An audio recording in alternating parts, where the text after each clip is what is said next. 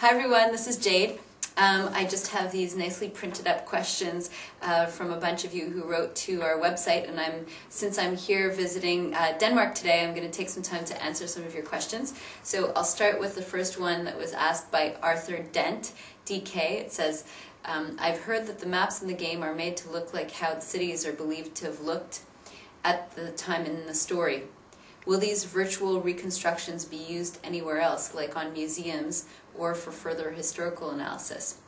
That would be really cool. Actually, we did spend a lot of time working with historians who are experts in the Third Crusades, and we did get the original plans of Acre, Damascus, and Jerusalem from the time of the Third Crusades, and we based the layouts as much as possible on the exact cities. So it could be a good way to get to know the city, but they're not 100% historically accurate because in some cases we change the cities a little bit for gameplay reasons. For example, it's a lot more fun when you're escaping guards to have a lot of corners to turn around. So big avenues are not a good way to hide. So for example, in Damascus, there's a big avenue that passes through the city, and we did not include that in our version of the city. So it's probably not accurate enough for museums, but according to the historians we worked with, it is a good way to start to get a sense of what they looked like at that time, and definitely to recognize the major landmarks in each city.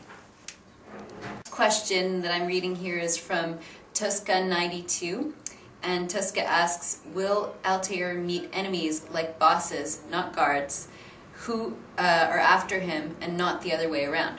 So the answer is yes. In fact, the guys that you have to assassinate are kind of like bosses. They each have their own specific setting. You have to attack them from a certain area. Some are coward. They have their own specific traits. Some can do certain moves. But unless, well, and if they're courageous and they catch you sneaking into their place, they will attack you, actually. If they're scared, they'll run away, but you will have a situation where if they're courageous, they're going to run after you. And if you're not doing so well in a fight, you could end up running away. That might be a good strategy. They're also hidden in the maps Templars, and Templars will attack you on sight. They're wearing a white cross, like chainmail, and like this kind of bib with a white cross, and they're also wearing a big helmet that looks like kind of like an upside down bucket or something, but that's the way they looked in those days. And they'll swing around corners and attack you, and they actually can be a big surprise because sometimes I'll be in a map, you know, trying to do a pickpocket or something, and then there's a Templar around the corner that will charge out of nowhere, and they're actually quite difficult to fight, but there is an achievement related to getting rid of all the Templars. On to the next question. This one comes from Sacred92, and the question is, what happens when you've completed the main missions, assassinating the 9 key guys? Do you have to start over, load and save, then continue to free run, or is the world open to continue to do the free running and side quests after you've done those missions?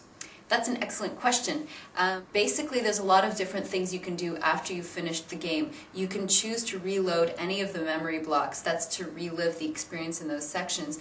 And anytime you want, you can go back to the cities, and you can also mix up how you do the objectives. You never have to linearly complete your investigation and then straight do the assassination. You can always do a couple investigations, you can stop, you can get back on your horse, you can ride through the kingdom, you can go to another city, do a few investigations there. So throughout the game there's a lot of flexibility in what you're doing, whether you're free running or whatever you feel like doing, you can do that instead of your current objective. And then of course at the end of the game you can reload any of the missions, any of the areas that you feel like replaying. Okay, so next question is by iqn.dk, and the question is, I just found out that one of the Xbox 360 achievements are go through every dialogue with Lucy. Who is Lucy?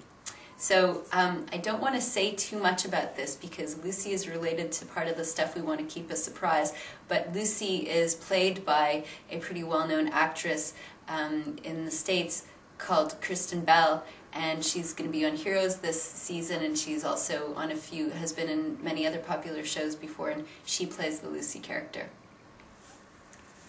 Now I have a last question by Eric Gromstad, and Eric asks, first of all, Assassin's Creed looks great and I can hardly wait. That's cool, thank you.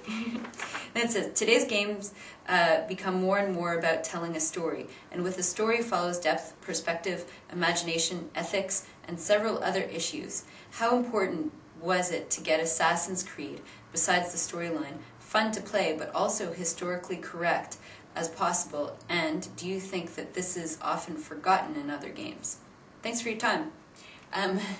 So that is actually a very interesting question. I think, first and foremost, a game has to be fun because we all buy it for that purpose, and it has to be entertaining. But I think also that a lot of gamers are looking for more than just the adrenaline and the action, and they want to have a deep story, and they want to maybe have something to discuss afterwards.